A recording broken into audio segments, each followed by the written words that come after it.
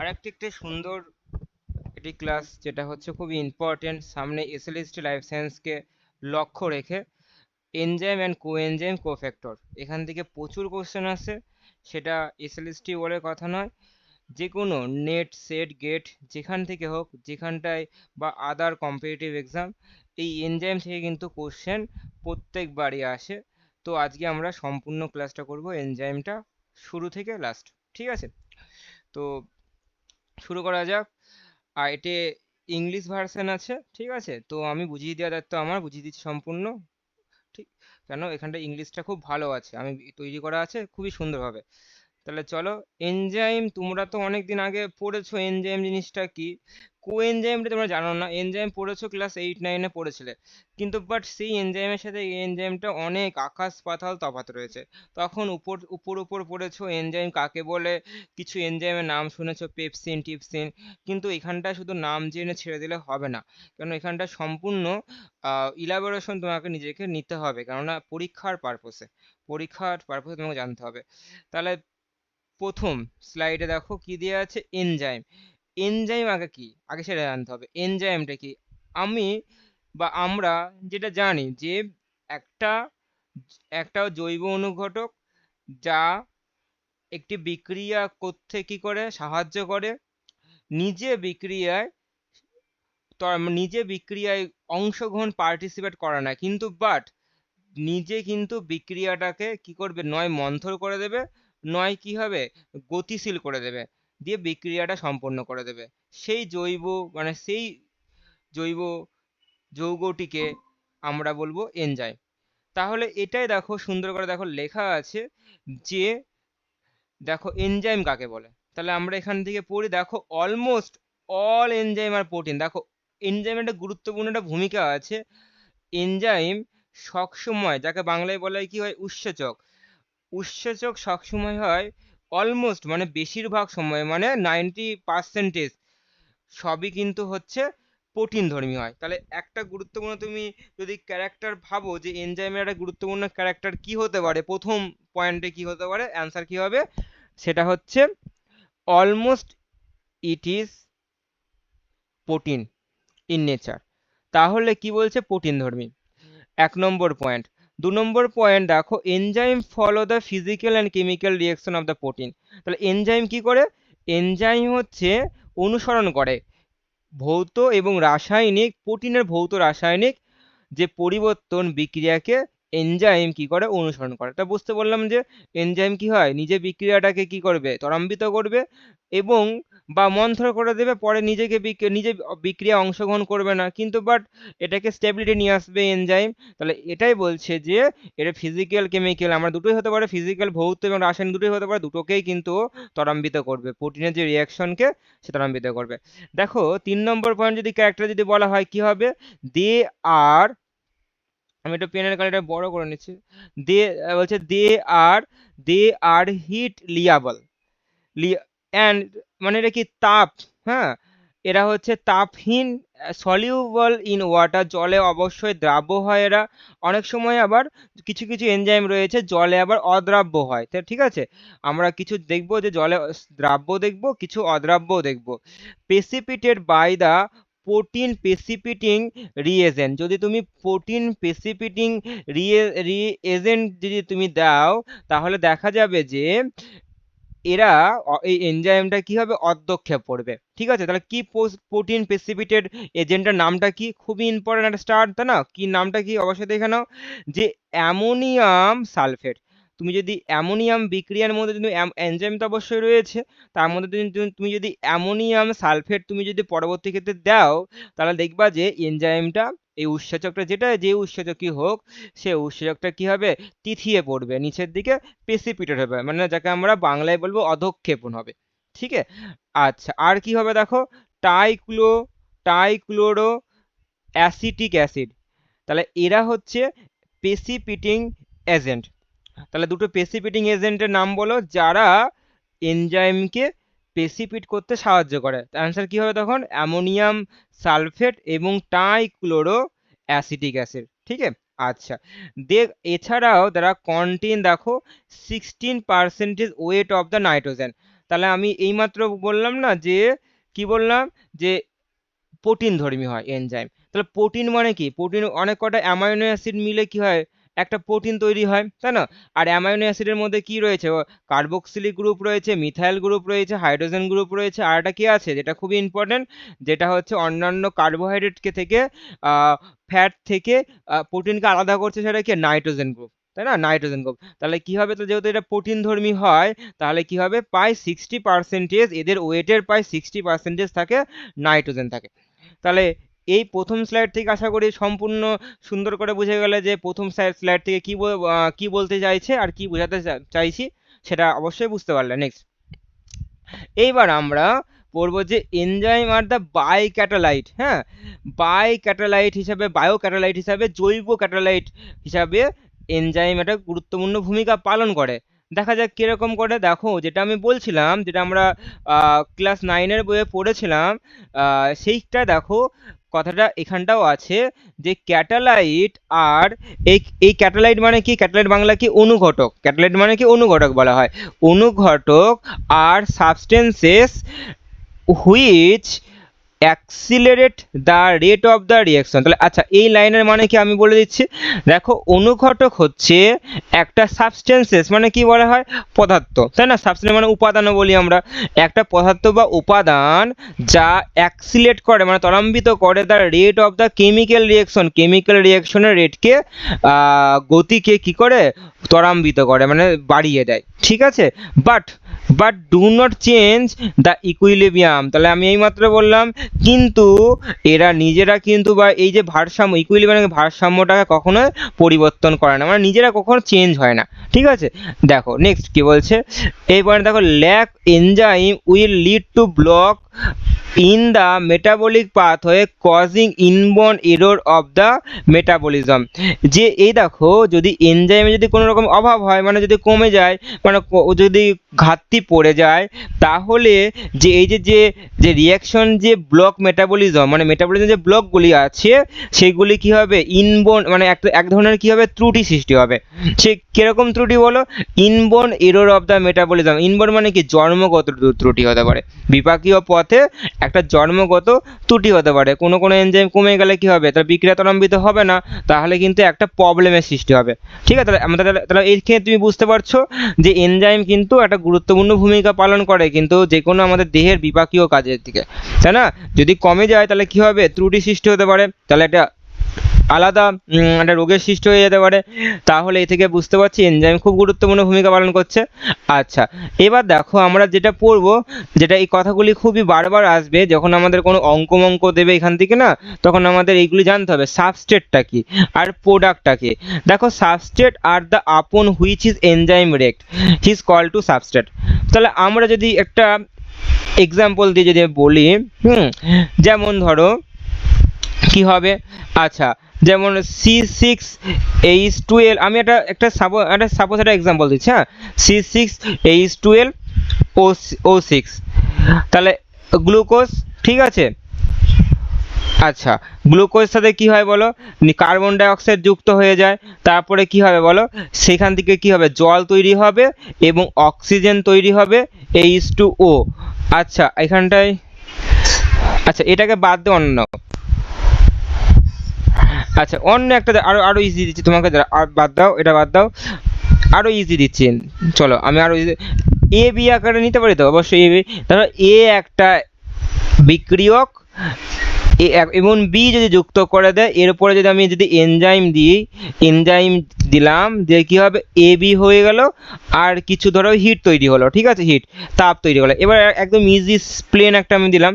তাহলে সাবস্ট্রেট কোনগুলি বলবো, যারা হচ্ছে এ একটা অন্য একটা এজেন্ট, মানে অন্য একটা সাবস্ট্রেট, মানে অন্য একটা বিক্রিয়ক, বাংলা বলা বিক্রিয়ক, মানে অন্য একটা জিনিস, তার সাথে বি যুক্ত করলাম, দিয়ে কি হবে, এ বি তৈরি হলো। তাহলে এই এখানটা এ এবং বি হচ্ছে, আমরা কি বলবো, এটাকে দুটোকে সাবস্ট্রেট বলবো, ঠিক আছে? যখনই আমাদের এনজাইম ক্রিয়া করে বা বিক্রিয়াটা সম্পূর্ণ করে, কি হবে, একটা নতুন দেখা প্রোডাক্ট তৈরি হলো, যেটা কি হবে, এ বি, ঠিক আছে? তাহলে সেটাকে আমরা কি বলবো, প্রোডাক্ট। তাহলে প্রোডাক্ট কাকে বলে, সাবস্ট্রেট জিনিসটা কি সেটা অবশ্যই এখান থেকে তুমি বুঝতে পারলে। নেক্সট, এবার আমরা পড়বো যেটা খুবই ইম্পর্টেন্ট, নোমেনক্লেচার। নোমেনক্লেচার থেকে কিন্তু আমরা জানবো যে কোন এনজাইমগুলিকে কিরকম নামকরণ হবে, কি ধরনের এনজাইম, এটা খুবই ইম্পর্টেন্ট। নোমেনক্লেচার থেকে প্রত্যেকবারই আসে কোশ্চেন, এবারও আসতেও পারে, না আসার কিছুই নেই।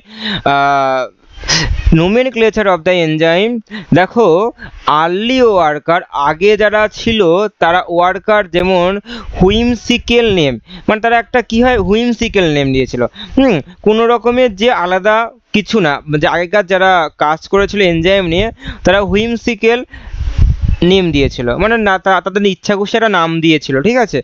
যে যেমন ধরো প্রোটিনকে নাম দিয়ে পেপসিন, টিপসিন, তারপরে হচ্ছে কাইমোটিপসিন, এগুলির নাম দিয়েছিল।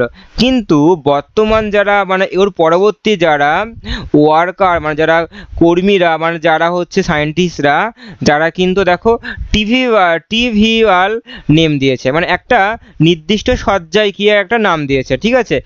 যেখানটায় ওরা কি বলছে, adding the suffix of the AAC, AAC মানে এই যে যদি আমি কোনো এনজাইমকে বলতে চাই, লাস্টে কি করব আমরা, এই প্রত্যয়টা, এই সাফিক্স মানে কি প্রত্যয়টা, আমরা প্রত্যয় পড়েছি, বাংলায় পড়েছি প্রত্যয়, ভাষা প্রত্যয়, তো এই প্রত্যয়টা কি করবে বলে যোগ করে দেবো। তাহলে এটা লাস্টে যদি এরকম থাকে তাহলে কিন্তু আমি ইজিলি বলে দেবো যে, যেমন ল্যাকটেজ, হ্যাঁ, তাহলে দেখো লাস্টে এএসি আছে, তাই না, তাহলে আমরা ইজিলি বলে দেবো যে এটা হচ্ছে একটা এনজাইম। তার মানে তুমি বুঝতে পারছো যে আমি তাহলে এনজাইম পড়ে বুঝতে পারবো যে কোনটা এনজাইম কোনটা এনজাইম নয়, কেন, লাস্টে আমি এই সাফিক্সটা অ্যাড করে দেবো এএসি। যেমন দেখো lactase act on the substrate the lactose, ল্যাকটোজকে কাজ করে ল্যাকটেজ এনজাইম, উপরে কাজ করে কি ল্যাকটেজ এনজাইম, তাই আমরা ল্যাকটোজের এনজাইমটার নাম দেবো ল্যাকটেজ, আমরা ল্যাকেল দেবো, শুধু লাস্টে কি দেবো এএসি দিয়ে দেবো, তাহলে আমাদের কি হলো, একটা এনজাইম নাম হয়ে গেল। আশা করি খুব সুন্দর করে বুঝতে পারলে। এবার দেখো, but there may be more than one enzyme acting the same substance, অনেক সময় দেখা যাবে যে একটা সাবস্টেন্টের ওপরে অনেক কটা এনজাইম হতে পারে, ঠিক আছে, বুঝতে পারলে, মানে এই লাইন বলছে যে একটা এনজাইমে একটা সাবস্ট্রেটের উপরে অনেক কটা এনজাইম কাজ করতেই পারে, অবশ্যই করতেই পারে, তাই না, একটা বিক্রিয়ায় যদি একটা এনজাইম কাজ করবে তার তো স্পেসিফিক নয়, একটা বিক্রিয়ার মধ্যে অনেক কটা এনজাইম তো কাজ করতেই পারে, এটা তো একটা নিত্যতা সত্য, তাই না। নেক্সট, এইবার আমরা পড়ব ক্লাসিফিকেশন অফ দ্য এনজাইম, এনজাইমের শ্রেণীবিন্যাস। এনজাইমে দেখো শ্রেণীবিন্যাস কি বলছে, দেখো এনজাইমের শ্রেণীবিন্যাস কি বলছে, অ্যাকর্ডিং ইট ফাংশন, দেখো এদের কার্য অনুযায়ী, কাজের অনুযায়ী, অ্যাকর্ডিং টু দ্য ফাংশন, কাজ অনুযায়ী বিভিন্ন রকমের আমরা ক্লাস 1 2 3 4 করে আমরা জানবো। ওকে, দেখো মোট আমরা 6টা ক্লাস জানবো, ঠিক আছে, মোট কটা ক্লাস বললাম, 6 ক্লাস জানবো, 6টা ক্লাসে আমরা ভাগ করব, ক্লাসে আমরা ভাগ করব। কি কি ক্লাস দেখে নিই আগে। প্রথমে ক্লাস নাম্বার 1 দিচ্ছি, যাকে আমরা কি বলবো, অক্সিডো রিডাকটেজ। অবশ্যই আমরা ক্রেবসে বা অন্যান্য সার্কেলগুলি পড়তে গেলে আমরা কিন্তু এটাকে দেখেছি বারবার, এটা অক্সিডো রিডাকটেজ। এটা কি করে, দেখো ট্রান্সফার দ্য হাইড্রোজেন, তাহলে কি হবে, বিক্রিয়ার মধ্যে যে হাইড্রোজেনটা কি হবে, বিক্রিয়কের মধ্যে বিক্রিয়া প্রভাবটা কি করবে, ট্রান্সফার করে দেবে, মানে অনেকে নিয়ে যাবে, ট্রান্সফার মানে যাকে বাংলায় কি বলবো, স্থানান্তর করবে, তাই না। অবশ্যই স্থানান্তর মানে বাংলা কি, স্থানান্তর না, অবশ্যই তা স্থানান্তর করবে। যেমন একটা এক্সাম্পলের নাম কি হবে, অ্যালকোহল হাইড্রোজিনেজ। দেখো এক্সাম্পলগুলি কি হচ্ছে, অ্যালকোহল হাইড্রোজিনেজ।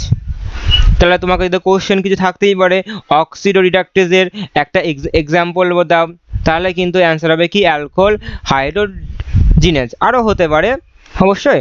নেক্সট, তারপরে দেখো ট্রান্সফারেজ, নাম থেকে বুঝতে পারছো, দেখো তুমি এটা খেয়াল করেছো সবার ক্ষেত্রে, দেখো এস, দেখো এই প্রত্যয়টা বা সাফিক্সটা দেখো যুক্ত আছে, তার মানে আমি এই মাত্র বললাম আগেকার আর্লিরা যারা ছিল তারা কিন্তু নিজের মতো নিজে লিখে দিয়েছিল, প্রোটিনকে পেপসিন করছে, হ্যাঁ, লাইপেজ করছে, এইগুলি ছিল। কিন্তু বাট যখনই নতুন যারা ওয়ার্কার আসে বা নতুন সায়েন্টিস্ট বৃন্দরা আসে, তারা কি হয়, এনজাইম একটা আলাদা করে আছে বলে, হ্যাঁ, একটা ক্লাসে মানে একটা জায়গায় তাকে আলাদা করার জন্য তারা কি করছে, এস যুক্ত করে দিচ্ছে, এই প্রত্যয়টা এই সাফিক্সটা যুক্ত করলেই বুঝে যাবো যে হ্যাঁ এটা হচ্ছে এনজাইম, তাই না। ইজিলি আইডেন্টিফাই করা যায়। তাহলে চলো, তাহলে ট্রান্সফারেন্সটা জিনিসটা কি? Transfer of the group other than hydrogen. দেখো হাইড্রোজেন, আমরা যে দেখো ভালো করে বোঝো এর মধ্যে পার্থক্য কি। যদি আমি বলি কি যে অক্সিডো রিডাকটেস আর ট্রান্সফারেন্সের মধ্যে পার্থক্যটা কি, যদি ভার্সেস দিই যে এটার মধ্যে পার্থক্য কি, দেখো তুমি একটু খেয়াল করেছো না খেয়াল করোনি? দেখো খেয়াল করো যে শুধুমাত্র হাইড্রোজেন মূলককেই বা হাইড্রোজেনকেই যে হচ্ছে পরিবর্তন মানে স্থানান্তর করছে। এখানটা কি বলছে? শুধু হাইড্রোজেন নয়, হাইড্রোজেন ছাড়াও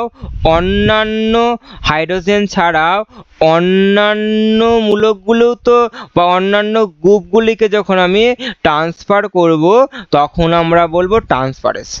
তাহলে দুটোর মধ্যে পার্থক্য বোঝা গেছে। এটা হাইড্রোজেন, শুধু হাইড্রোজেন বাদ দিয়ে বা হাইড্রোজেনের সঙ্গে অন্যান্য মূলক যখন আমি ট্রান্সফার করব তাকে আমি কি বলবো?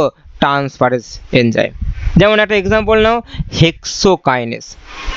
তাহলে পেয়ে গেলাম হেক্সোকাইনেস পেয়ে গেলাম। নেক্সট এইবার দেখো হাইড্রো মানে কি বলে? হাইড্রো মানেই জল, তাই না? হাইড্রোজেন মানে জল। তাহলে দেখো হাইড্রোলেস কি বলছে, দেখো ক্লাস 3 দেখো হাইড্রোলেস কি বলছে, দেখো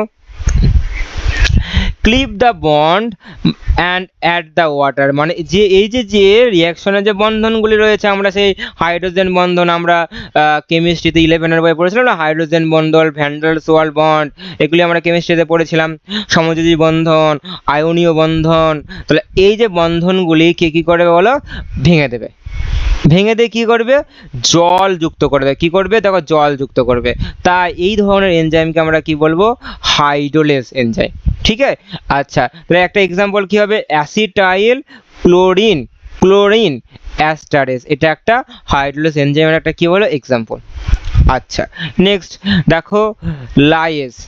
দেখো 4 নম্বর ক্লাসে কি বলছে, দেখো লাইএস কি করছে? দেখো ক্লিপ করছে উইদাউট এডিং দ্য ওয়াটার। দেখো ক্লিপ করছে কিন্তু শুধু ওয়াটারকে যুক্ত করছে না, অন্যান্য করতে পারে, বাট ওয়াটারকে যুক্ত করে না, তাকে আমরা বলবো লাইএস। তা এক্সাম্পল কি আছে? দেখো অ্যালডোলেস। তাহলে আবার চলে আসো, যদি আমি বলি হাইড্রোলেস এবং লাইএসের মধ্যে পার্থক্য কি, তখন কি হবে? বলবো দুটোই কিন্তু একই কাজ করছে কিন্তু একটু আলাদা। কি আছে? এটা দেখো ক্লিপ বন্ড, এটাও দেখো ক্লিপ বন্ড, দুটোই বন্ড করছে, কিন্তু দেখো এখানটা একটা ওয়াটারকে কি করছে বলো? অ্যাড করছে। আর এটা কি করছে বলো? ওয়াটারকে অ্যাড করছে না, উইদাউট দ্য অ্যাডিং দ্য ওয়াটারকে অ্যাড করছে না। তাহলে এটাই পার্থক্য, এটাই তো পার্থক্য না, এটাই পার্থক্য। যদি এক্সাম্পল চাই আমি অ্যাসিটাইল ক্লোরাইন অ্যাস্টারেস দিতে পারি, অ্যালডোলেস দিয়ে দিলাম, তাহলে দুটো এক্সাম্পল হয়ে গেল। নেক্সট এইবার দেখো ক্লাস 5-এ দেখো আইসোমারেজ এনজাইম, খুবই ইম্পর্টেন্ট। নাম থেকে আইসো মানে কি বলো? সেম হবে তাই না? মানে এদের স্ট্রাকচারাল দিক থেকে একটু সেম হবে। দেখো কি বলছে? ইন্টারমলিকুলার ট্রান্সফার, মানে কি আছে? ভেতরের যে কিছু না কিছু গ্রুপ বা কিছু না কিছু ওদের নিজেদের মধ্যে কি হবে? কিছু না কিছু কি করবে? স্থানান্তর করবে। ঠিক আছে, তাকে আমরা ইন্টারমলিকুলার বলবো। যেমন এক্সাম্পল কি আছে? দেখো আইসোমারেজ, নিজেদের মধ্যে কনফিগারেশন কিছু না কিছু চেঞ্জ করবে, তাই না? এটাই বলে, এই জন্য আমরা বলি আইসোমারেজ। তাহলে আইসোমারেজ টায়োস ফসফেট আইসোমারেজ। একটা যদি এক্সাম্পল দেওয়া হয় তাহলে কি হবে? টায়োস ফসফেট আইসোমারেজ। এবার দেখো লাইগেজ, তুমি দেখলে কি বললে? যে ক্লিপ করে। এবার দেখো তো লাইগেজ কি করে? লাস্ট আমাদের 6 নম্বর ক্লাসটা দেখো লাইগেজটা কি করে দেখো তো? ATP dependent condensation two molecule. এর মানে কি? এরা যেহেতু দেখো, তুমি দেখো এবার যদি তোমাকে বলে লাইগেজের মধ্যে আর লাইগেজের মধ্যে পার্থক্য কি? একটা কি করছে? ক্লিপ করছে, দেখো ভাঙছে। এ কিন্তু ক্লিপ করবে না, এ কি করবে? অ্যাডিং করবে, হ্যাঁ অ্যাড করবে। ঠিক আছে, লাইগেজ মানে অ্যাড করবে, দুটোকে অ্যাড করবে। কিভাবে করবে? দেখো এটিপি ডিপেন্ডেন্টের মাধ্যমে। ও তো নিজে অ্যাড করতে পারে না, এটিপি লাগবে। এটিপি ডিপেন্ডেন্ট কন্ডেনসেশন, তাহলে এটিপি ডিপেন্ডেন্ট ঘনীভবনের মাধ্যমে দুটো মলিকিউলকে কি করবে? অ্যাড করে দেবে। তাকেই বলবো আমরা অ্যাসিটাইল কোয়ে কার্বক্সিলেজ। তাহলে দেখো, তাহলে নোমেনক্লেচার নিয়ে যদি কোনো প্রশ্ন থাকে, ক্লাসিফিকেশন যদি কোনো প্রশ্ন থাকে, তোমার কিন্তু প্রশ্ন কিন্তু কনফার্ম, তোমার কিন্তু ডাউট কিন্তু ক্লিয়ার হয়ে গেল। এখান থেকে কিন্তু কোশ্চেন থাকেই থাকে, এক্সাম্পল দিয়ে থাকবে, অনেক সময় কথা আকারে দিয়ে থাকবে, হাইড্রোলেজ মানেটা কি, option A B C D দিয়ে দিল। হ্যাঁ, অনেক সময় লাইগেজ এবং হচ্ছে লাইএজের মধ্যে পার্থক্য বলতে কি বোঝো, কোন পয়েন্টটা পার্থক্য দিয়ে তোমাকে 1 2 3 4 দিয়ে আকারে দিয়ে দিল, তখন কিন্তু জানতে হবে। না জানলে কিন্তু তুমি কি বলবো, সে টুক্কা মেরেও কিন্তু হবে না, না জানলে বেকার। তাহলে খুব সুন্দর। এইবার আমরা পড়বো হোলো এনজাইম, যাকে আমরা কিন্তু পড়তেই হবে, হোলো এনজাইমকে ছাড়া আমরা এগোতেই পারবো না। হোলো এনজাইম, হোলো মানে কি বলে, সম্পূর্ণ সমগ্র বলা হয়, নাম থেকে বুঝতে পারছি একটুখানি। তাহলে দেখো হোলো এনজাইমটা জিনিসটা কি, দেখো আমি একটা কথা বলি যে একটা এনজাইমের মধ্যে, যদি একটা এনজাইমের মধ্যে দুটো পার্ট থাকে, ঠিক আছে, কি কি পার্ট থাকে দেখে নাও। একটা কি কি পার্ট থাকে, যদি আমি এখানে পাশে যদি আমি এরকমভাবে দুটো বাইফার্কেশন যদি করি, আমরা দুটো ভাগে ভাগ করে দিই, তাহলে একটা হবে অ্যাক্টিভ গ্রুপ, একটা নন অ্যাক্টিভ গ্রুপ থাকে। অ্যাক্টিভ পার্ট, নন অ্যাক্টিভ পার্ট। আমরা যদি বলি ভালো করে, অ্যাপো এনজাইম থাকে, অ্যাপো এনজাইম থাকবে, আর একটা থাকবে হচ্ছে পোস্থেটিক গ্রুপ। তাহলে বুঝতেই পারছো এনজাইমের কটা অংশ থাকে, আমরা দুটো অংশতে ভাগ করে দেবো, একটা এপো এনজাইম আর একটা পোস্থেটিক গ্রুপ। চলো তাহলে আমি একটুখানি বলে দিলাম, এবার এখানে কি লেখা সেটা পড়ে নাও, যে some enzyme required molecule other than the protein enzymatically activated, মানে কিছু এনজাইম যে অন্য মানে আদার মানে অন্য প্রোটিন অণুর প্রয়োজন নিয়ে, আচ্ছা দাঁড়াও আমি বলছি, দেখো সাম এনজাইম, কিছু এনজাইম প্রয়োজন, রিকোয়ার মানে কি প্রয়োজন, মলিকিউল মানে অণু, other than the protein for the enzymatic activity, এই যে এনজাইম উৎসেচকের যে কার্যকারিতার জন্য প্রোটিনের চেয়ে কিছু এনজাইম রয়েছে, তাদের মলিকিউলের উপরে কিছু রিকোয়ার থাকে, মানে প্রয়োজন থাকে, হ্যাঁ, নিডেড থাকে। তাহলে দেখো কি কি হতে পারে, যেমন in the term of the hollow enzyme refer to active enzyme with it non protein component. তাহলে আমি তোমাকে এইমাত্র বললাম যে হোলো এনজাইম কাকে বলে বলো, এপো এনজাইম আর পোস্থেটিক গ্রুপকে একত্রে আমরা কি বলবো, যদি আমি উপরে আসি, একত্রে কি বলবো আমরা, হোলো এনজাইম। তাহলে কি হবে, অ্যাক্টিভ পার্ট এবং নন অ্যাক্টিভ পার্ট যখন একত্রে যুক্ত হবে, তখন আমরা তাকে বলবো হোলো এনজাইম। তাহলে ডেফিনিশন থেকে কিন্তু কোশ্চেন থাকতে পারে, তাই না। নেক্সট, এবং অ্যাপো এনজাইমটা কি, দেখো apo enzyme that is the inactive enzyme without non protein part.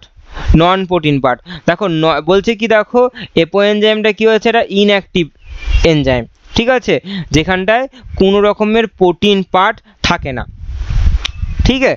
আর নন প্রোটিন পার্ট হচ্ছে মেটাল আয়ন। আচ্ছা, কোফ্যাক্টর, অনেক সময় আমরা বলি না কোফ্যাক্টরটা কি, বইয়ের পাতায় পড়তে গিয়ে আমরা অনেক সময় দেখি যে কোফ্যাক্টর যেটা ফটোসিনথেসিসে দেখা যায়, অনেক সময় দেখা যায় ক্রেবসে, গ্লাইকোলাইসিসে, কোনো সময় আমরা হচ্ছে তোমার হচ্ছে electron transport pathway, ETS pathway পড়তে গিয়ে আমরা অনেক সময় কোফ্যাক্টরটা দেখি যে Fe2+, Mg2+, Mn2+, এই জিনিসগুলি কি, তাই না। তাহলে আজকে আমরা সেই ডাউটটাকে আজকে আমরা ক্লিয়ার করে নিই। কোফ্যাক্টর মানে হচ্ছে একটা প্রোটিনবিহীন পার্ট, যেখানটা কোনো প্রোটিন থাকে না, মানে এমজির মধ্যে কোনো প্রোটিন আছে কখনোই না, Mg+ কি প্রোটিন নাকি, এটা ধাতব আয়ন, যখন প্রোটিনবিহীন পার্ট যেটা একটা ধাতব আয়ন, ঠিক আছে, ধাতব মেটাল আয়ন হতে হবে, তাকে আমরা কোফ্যাক্টর বলবো। তাহলে আশা করি আজকে ক্লিয়ার হয়ে গেল কোফ্যাক্টর জিনিসটা কি, হোয়াট ইজ দ্য কোফ্যাক্টর। অনেক সময় তোমাদের এসএলএসটিতে কিন্তু মকে বারবার এই কোশ্চেনটা বারবার অনেক সেটাই কিন্তু দেখা যাচ্ছে যে কোফ্যাক্টরের বৈশিষ্ট্য কি, হ্যাঁ, দিয়ে তোমাকে অনেক সময় গুগলি করে কোশ্চেন ছুড়ে দিচ্ছে। তাহলে কিন্তু আজকে শিখে নাও যে কোফ্যাক্টরটা কি হবে, non protein part, it is metal ion such, দেখো জিঙ্ক 2+ হতে পারে, Fe2+ হতে পারে, Mn2+ হতে পারে, Mn2+, হ্যাঁ 2+ হতে পারে, Mn2+ হতে পারে, না Mn- হবে, আচ্ছা Mn- হবে, Mg2+ হবে, তাহলে কিন্তু এরা কি হয় বলো, কোফ্যাক্টর, ঠিক আছে। আচ্ছা, অবশ্যই বুঝতে পেরেছো। এবং দেখো কো এনজাইমটা কি, কো এনজাইমটা কি দেখো, কো এনজাইম বলছে যে if it is the small organic molecule it is মানে যে ছোট্ট মানে কো এনজাইম কি যখন যখন এটার মানে এই কো ফ্যাক্টরের সাথে যখন আমরা নন প্রোটিন পার্টটা যুক্ত করে দেব তখন আমরা কি বলবো বলো, কো এনজাইম। যাকে আমরা বলবো বাংলায় কি বলবো, সহ এনজাইম। তাহলে আবার চলে আসো এখান থেকে একটুখানি আবার ডাউটটা ক্লিয়ার করে দেওয়ার চেষ্টা করছি। দেখো এনজাইমে দুটো পার্ট থাকতে পারে, একটা অ্যাক্টিভ পার্ট আর non active part. Apo enzyme non active part, prosthetic group active part, ঠিক আছে। এবার দুটোকে যখন আমরা একত্রে বলে তখন আমরা কি বলবো, হলো এনজাইম।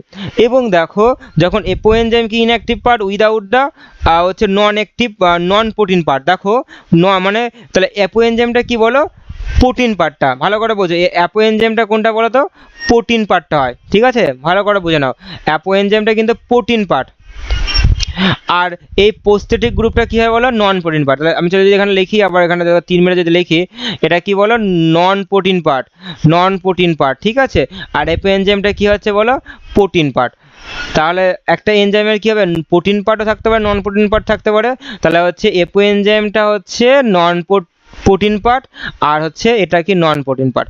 তাহলে সেইখান থেকেই বলছে অ্যাপো এনজাইম কিন্তু এটা কিন্তু ইনঅ্যাক্টিভ আর এটা কি অ্যাক্টিভ পার্ট। নেক্সট কোফ্যাক্টর জিনিসটা কি, যখন এই যে প্রোস্থেটিক গ্রুপ যখন মেটাল আয়নের সাথে যুক্ত হবে তখন আমরা কি বলবো, কোফ্যাক্টর। এবং ছোট্ট মলিকিউলার যে স্মল অর্গানিক কম্পাউন্ড যে যে অনুঘটক জৈব অণুগুলো যে একত্রে আমরা বলতে পারি যে কোএনজাইম। তাহলে আশা করি এখান থেকে আমাদের ক্লিয়ার ডাউট হয়ে গেল। নেক্সট আমরা এটা ছবির মাধ্যমে এটা আমরা সুন্দর করে বুঝে নেব যে ছবিটা কি বলছে। ছবিটাকে আমি ছোট্ট করে দিচ্ছি একটুখানি, দেখো ছবিটা আগে আমি পড়ে নিই যে হলো এনজাইমটা কাকে বলে। হলো এনজাইম কি বললাম দেখো, অ্যাপো এনজাইম মানে কি বলো, প্রোটিন পার্টটা হবে, কোফ্যাক্টর মানে কি বলো, নন প্রোটিন পার্ট বা প্রোস্থেটিক গ্রুপ বলবো। প্রোস্থেটিক গ্রুপ বা এপো এনজাইম যখন যুক্ত হয় কি হবে দেখো, যুক্ত হয়ে গেলে তখন আমরা কি বলবো, হলো এনজাইম। তাহলে প্রোটিন আর নন প্রোটিন পার্টকে একত্রে আমরা কি বলবো, হলো এনজাইম। আচ্ছা এবার দেখে নাও তো, এটা যদি আমি আরও যদি আমরা মলিকিউলকে যদি আমরা ভালো করে দেখি, হ্যাঁ দেখতে এরকম টাইপের দেখতে হয়। দেখো তো কীরকম হয়, দেখো অ্যাপো এনজাইমটা দেখো প্রোটিন পার্টটা দেখো সব থেকে বেশি আছে। দেখো কোএনজাইম মানে অর্গানিক যে স্মল অর্গানিক কম্পাউন্ডে দেখো এর সাথে যুক্ত হয়েছে, দেখো 3 দেখো এটা যুক্ত হয়েছে। তারপরে দেখো ক্যাটালাইটিক সাইড মানে এটা সক্রিয় জায়গাটা একটা কোফ্যাক্টর এসে যুক্ত হয়েছে, তাহলে তাকে আমরা একত্রে কি বলবো, আমরা হলো এনজাইম বলবো। তাকে আমরা কি বলবো, একত্রে হলো এনজাইম। Okay next. আচ্ছা আচ্ছা আচ্ছা আচ্ছা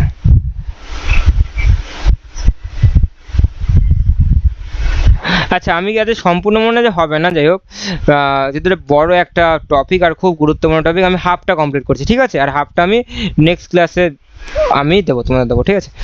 আচ্ছা এবার দেখো কো সাবস্টেন্স জিনিসটা কি, দেখো কো সাবস্টেন্স জিনিসটা কি, এটা খুবই গুরুত্বপূর্ণ। হ্যাঁ এমএসসিতে আমাদের এটাই মানে 1 সপ্তাহ ক্লাস নিয়েছিল, ঠিক আছে। তাহলে আমি সেটা 1 সপ্তাহ থেকে মানে 2টো ক্লাস নিতে চাইছি, ঠিক আছে, 1 সপ্তাহ এটাই ক্লাস নিয়েছিল। নেক্সট দেখো কোএনজাইমটা জিনিসটা কি, দেখো coenzyme that only the transiently associated with the enzyme হিস্টু আর কল্ড কো সাবস্টেন্ট। মানে কি হবে, শুধুমাত্র দেখো অনলি মানে কি বলো, কেবল যখন এই কো এনজাইমগুলি কেবলমাত্র যে এনজাইমের সাথে যুক্ত হয় কি হবে, ট্রানসিয়েন্টলি মানে কি বাংলা কি, মানে ক্ষণস্থায়ী, মানে খুব বেশিক্ষণ নয়। যখন ক্ষণস্থায়ীভাবে যুক্ত হয় তাকে আমরা কি বলবো, কো সাবস্টেন্স। তাহলে আবার বলি প্রথম দিকে যে যখন এই কো এনজাইমটা এই অর্গানিক স্মল কম্পাউন্ডটা মানে অর্গানিক যে স্মল অর্গানিক মলিকিউলটা যাকে আমরা কো এনজাইম বলছি, কো এনজাইম যখন অন্য এনজাইমের সাথে যুক্ত হবে কেবলমাত্র খুবই কম সময়ের জন্য, তখন আমরা একত্রে কি বলবো, তাকে আমরা কো সাবস্টেন্স বলবো। এবার কো সাবস্টেন্সের কাজটা কি দেখে নাও, ইট act by donating and accepting hydrogen atom for atom। দেখো দেখেছো কত সুন্দর গুরুত্বপূর্ণ কাজ করছে। কি হবে, এরা দেখো ডোনেট করছে, দান করছে, আবার কখনো কখনো কি হাইড্রোজেন অ্যাটমকে যুক্ত করছে বা ইলেকট্রনকে যুক্ত, যেমন NAD+, NAD, P, FAD, FMN এদের কাছে যুক্ত করছে। এগুলো আমরা কি বলবো, কো সাবস্টেন্সের কাজ করছে। তাহলে দেখো খুবই ইম্পর্টেন্ট, আমরা যদি আমার চোখের সামনে যদি তোমাদের ভাসে, তোমরা এই NADP+, NADP এগুলি কোথায় তুমি পড়েছো? তুমি তখন বলবে যে আমি তো এগুলি নন সাইক্লিক পাথওয়েতে পড়েছিলাম, হ্যাঁ, ফটোসিনথেসিস, নন সাইক্লিক ফটোসিনথেসিস পাথওয়ে পড়েছিলাম, তাই না? অন্ধকার দশায় কেলভিন সাইকেল আমরা পড়েছিলাম, তারপরে আমরা C4এও পড়েছিলাম, C3তেও পড়েছিলাম, তারপরে হচ্ছে ক্যামেও তো আমরা অনেক সময় দেখেছিলাম, তারপরে আমি যদি দেখা যায় আমরা ক্রেবসেও দেখেছিলাম, তাই না? NAD+, এগুলি FAD এগুলি দেখেছিলাম।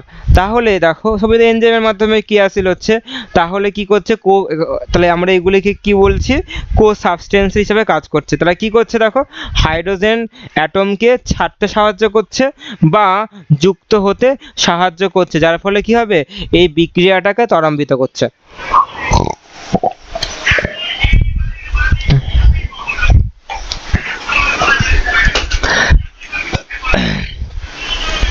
এবার দেখো অর ট্রান্সফারিং গ্রুপ দা আদার, শুধুমাত্র যে হাইড্রোজেনে করবে তা নয়, অন্যান্য গ্রুপও তো আছে নাকি, ওদের কি করবে না, ওরা কি রাগ করবে তো নাকি?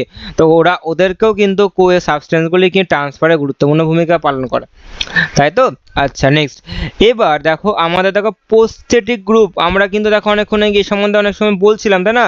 পোস্টেটিক গ্রুপ দেখো এখানে দেখো পোস্টেটিক গ্রুপ দেখো এসেছে, if the coenzyme is permanently associated with the enzyme and return the original form, it is called to prosthetic group. তাহলে পোস্টেটিক গ্রুপ কি, আমি এক্ষুনি বললাম কি বলো, অপটিন অংশ, তাই না? অপটিন অংশ। তাহলে অপটিন অংশ স্থায়ীভাবে এরা কি হয়, কোএনজাইম, যে কোএনজাইমগুলি এনজাইমের সাথে কি হবে, স্থায়ীভাবে আবদ্ধ থাকে, ওকে, কিন্তু এরা আবার বিক্রিয়া শেষে আবার নিজেকে আগের অবস্থায় ফিরিয়ে আনতে পারে, ক্ষমতা আছে এদের কাছে। সেই সব গ্রুপগুলিকে আমরা কি বলবো, পোস্থেটিক গ্রুপ, যাকে আমরা ফ্যাট হিসাবেও বলতে পারি, FAD বলতেও পারি, ঠিক আছে? তাহলে পোস্থেটিক গ্রুপ জিনিসটা কি, তাহলে বুঝে গেলে যে FAD, দেখো FAD থেকে, দেখো FAD থেকে কি হয়, FADH2 হয়, তাই না? FAD থেকে কি হয়, FADH2 হয়, DH2 হয়। আবার দেখো এ থেকে তো আবার এটা হয় না, বলো? অবশ্যই হয়। তাহলে যখন আমরা এরকম টাইপের, যখন আমরা দেখব যে এনজাইমের সাথে আবদ্ধ রয়েছে আবার আগের অবস্থায় ফিরে আসে, তাকে আমরা কি বলবো, নন, অবভিয়াসলি এটা কি হবে, নন প্রোটিন, এটা কি হবে, প্রোটিন বিহীন, এরা কিন্তু প্রোটিন নয়, প্রোটিন যুক্ত, তাকে আমরা এপো এনজাইম বলবো, নন প্রোটিন হবে এটা। তাহলে তাকে আমরা কি বলবো, পোস্টেটিক গ্রুপ বা FAD বলবো। Clear concept? নেক্সট এইবার দেখো এখানটায় দেখো কি বলেছে, বলছে যে coenzyme frequently are derive from the vitamin. দেখো খুব সুন্দর কথা, এই কোএনজাইমগুলি কি হবে, পাই, ফ্রিকুয়েন্টলি মানে কি পাই, সম্ভবত ক্রমবর্ধমানভাবে, ডিরাইভ মানে কি আসে কাজ, ভিটামিন থেকে পাই আমরা। যেমন দেখো ভিটামিন থেকে আমরা কোএনজাইম আমরা পেয়ে যাই, যেমন দেখো NAD+ কন্টেইন দ্য নিয়াসিন। দেখো নিয়াসিনের মধ্যে, দেখো ভিটামিন নিয়াসিনের মধ্যে কি আছে, NAD+ রয়েছে। ফ্যাট কন্টেইন দা হচ্ছে রাইবোফ্লাভিন ভিটামিনের মধ্যে কি আছে বলো, FAD আছে, তাই না? তাহলে কিন্তু আমরা ভিটামিন থেকে আমরা কিন্তু পাই। ATP is and the coenzyme, যদি ATP একটা কিন্তু ATP একটা কিন্তু আমি যদি ATP কে যদি বলা হয়, ATP একটা কোএনজাইমের গ্রুপ, কোএনজাইম আমরা বলতে পারি। এইবার আমরা দেখব সেলিয়েন্ট features of the coenzyme. Coenzyme সম্বন্ধে আমরা এত বক করছি, এত বলছি আমরা, তাহলে সেটা সম্বন্ধে আমাদের কিছু ফিচার্স জানবো না? অবশ্যই জানবো, তাই না? তা আমরা এটাও জানবো। দেখো কি কি সেলিয়েন্ট ফিচার্সগুলো দেখে নাও, সেলিয়েন্ট ফিচার্সগুলি দেখে নাও, খুব সুন্দর সুন্দর। চলো, coenzyme are the heat stable. তারা কি হচ্ছে দেখো কোএনজাইম কি তাপকে সহন করার ক্ষমতা কিন্তু আছে। দে আর লো মলিকিউল ওয়েট সাবস্টেন্স, তুমি এক্ষুনি কিছুক্ষণ আগে বললে স্মল মলিকিউল সাবস্টেন্সেস ছিল, তাই না? তাহলে অবভিয়াসলি এটা লো মলিকিউল হবে, তাই না? নেক্সট 2 নম্বর পয়েন্ট দেখো কি বলছে, the coenzyme combine loosely with the enzyme molecule. দেখো এই কোএনজাইম কি হয় বলো তো, এই এনজাইমের সাথে খুবই হালকাভাবে যুক্ত থাকে। তাহলে কেন হালকা যুক্ত থাকে? কেননা এরা বিক্রিয়ায় অংশগ্রহণ করবে, এরা ভেঙে গিয়ে কি হবে, অপরপক্ষে কো সাবস্টেন্সের মাধ্যমে যুক্ত হতে সাহায্য করবে, তাই না? ইজিলি কি হবে, ডায়ালাইসিস হয়ে যাবে। দেখো সো এই কারণে the coenzyme can be separated easily by the dialysis. তো ডায়ালাইসিস করলে ইজিলি কি হবে, কোএনজাইমগুলি এনজাইম থেকে ইজিলি আলাদা করা যায়। ঠিক আছে, নেক্সট হোয়েন, তাহলে 3 নম্বর পয়েন্ট দেখো কি বলছে, when the reaction is the completely, যখন কমপ্লিট সম্পূর্ণ হয়ে যায়, coenzyme is release from the apoenzyme. তাহলে তখন কোএনজাইম কি বেরিয়ে যায়, এপোএনজাইম থেকে কি হয়, কোএনজাইম বেরিয়ে যায় এবং goes to sub other reaction side, অন্য রিয়েকশন সাইডে আবার চলে যায়। তাহলে দেখেছো কোএনজাইম খুব গুরুত্বপূর্ণ ভূমিকা পালন করছে, কেন বিক্রিয়াকে মানে ত্বরান্বিত করছে, মানে কি খুব মানে অনেক বিক্রিয়া তো হচ্ছে, সব বিক্রিয়াকে মেনটেন করতে কিন্তু কোএনজাইমটা গুরুত্বপূর্ণ ভূমিকা পালন করছে। এরা কি ইজিলি ডায়ালাইসিস হয়ে যায়, আলাদা হয়ে যাবে এবং একটা বিক্রিয়া সম্পূর্ণ করে সেখান থেকে বেরিয়ে যাবে, বেরিয়ে গিয়ে কি হবে অন্য সাইডে, হ্যাঁ ওই এনজাইমের অন্য সাইডে এসে আবার বাইন্ডিং করে ওখানটা বসে পড়বে। তাহলে কোএনজাইমের একটা গুরুত্বপূর্ণ ভূমিকা পালন হচ্ছে, তাই না? Next function of the coenzyme, তাহলে কোএনজাইমের কাজটা দেখে নিই তোমরা। কাজটা কি দেখে নিই, দেখো the coenzyme is the essential for the biological activity of the enzyme. অবশ্যই অবশ্যই অবশ্যই কোএনজাইম একটা গুরুত্বপূর্ণ ভূমিকা পালন করছে এই যে বায়োলজিক্যাল এনজাইমের বায়োলজিক্যাল অ্যাক্টিভিটি, জৈব কার্যকলাপে কোএনজাইম একটা গুরুত্বপূর্ণ ভূমিকা পালন করছে। তার প্রথম পয়েন্ট হচ্ছে এটা। নেক্সট দ্বিতীয় নম্বর পয়েন্ট কি আছে দেখো, coenzyme is a low molecular weight organic substance without which the enzyme cannot exhibit the reaction। এটাও খুবই সুন্দর কথা, একটি কোএনজাইম হচ্ছে খুবই কম আণবিক সম্পন্ন একটি জৈব পদার্থ। তাহলে প্রথম লাইন কি বলছে দেখো, এখান থেকে লাইনটা কি বলছে, এখান থেকে এতক্ষণে যে কোএনজাইম হচ্ছে কি বলো, লো মানে খুবই কম মলিকুলার, কম আণবিক যুক্ত ওয়েট অর্গানিক সাবস্টেন্সেস, ঠিক আছে, without which the enzyme can not exhibit any reaction, যা এনজাইমের কোনো প্রতিক্রিয়া প্রদর্শন করতে পারে না। মানে একে ছাড়া এনজাইম, মানে ভালো কথা দেখো বক্তব্য কি বলছে দেখো, একে ছাড়া এনজাইম কোনো রকমের দেখো মানে কি কোনো রকমের, হ্যাঁ কোনো রকমের বিক্রিয়ায় অংশ নিজেকে যে প্রদর্শন করবে, যেকে এক্সিবিট করবে, সেটা কিন্তু কোএনজাইম ছাড়া পারে না। তাহলে কোএনজাইম দরকার বিক্রিয়া করতে গেলে, এনজাইমের রিয়াকশন করতে, এনজাইম ক্যাটালাইটিক করতে গেলে, তাই না? হ্যাঁ, তাহলে আমাদের কোএনজাইম গুরুত্বপূর্ণ ভূমিকা পালন করছে। তাহলে এটাকে দেয় ভাইটাল পয়েন্ট। তাহলে 1 নম্বর পয়েন্ট যদি এটা হয়, 2 নম্বর পয়েন্ট এটা হবে, 3 নম্বর পয়েন্ট আমরা লিখবো বা আমরা শুনবো যে কি আছে, 1 molecule of the enzyme is able to converted large number of the substances molecule with the help of the enzyme। কত সুন্দর বক্তব্য যে কোএনজাইম একটা মাত্র অণু যখন এনজাইমের সাথে, যখন এনজাইমের সাহায্যে, এনজাইম দেখো with the help of the এনজাইমের সহযোগিতায় সে কি হবে, দ্য কনভার্টেড মানে কি হবে, পরিবর্তিত হবে, লার্জ নাম্বার অফ সাবস্টেন্স মানে ছোট্ট মলিকিউল থেকে কি হয়ে গেল বলো বড় মলিকিউল আণবিক মানে বিপুল সংখ্যক যে সাবস্টেন্সেস সে পরিণত হচ্ছে। তাহলে কোএনজাইমের গুরুত্বপূর্ণ 3টে পয়েন্ট আমরা দেখে নিলাম। তারপরে দেখো বিভিন্ন এনজাইমের সম্বন্ধে, কোএনজাইম বিভিন্ন রকমের কোএনজাইম আমরা দেখতে পাবো, সেটা আজকে নয়, আমরা নেক্সট ক্লাসে আমরা জানবো, ঠিক আছে? তাহলে আজকে আমাদের কতখানি ক্লাস করলাম, প্রথম ক্লাসে আমরা এতটুকু ক্লাস করলাম যে কোএনজাইম সম্বন্ধে, এবং এনজাইম জিনিসটা কি, আর কি জানলাম, হলো এনজাইমটা জিনিসটা কি, আমরা কি জানলাম, ক্লাসিফিকেশন অফ দ্য এনজাইমটা শিখে নিলাম, প্রত্যেকটা এক্সাম্পল ভার্সেসগুলি পার্থক্য যদি কীভাবে করতে হয় সেটা জেনে নিলাম।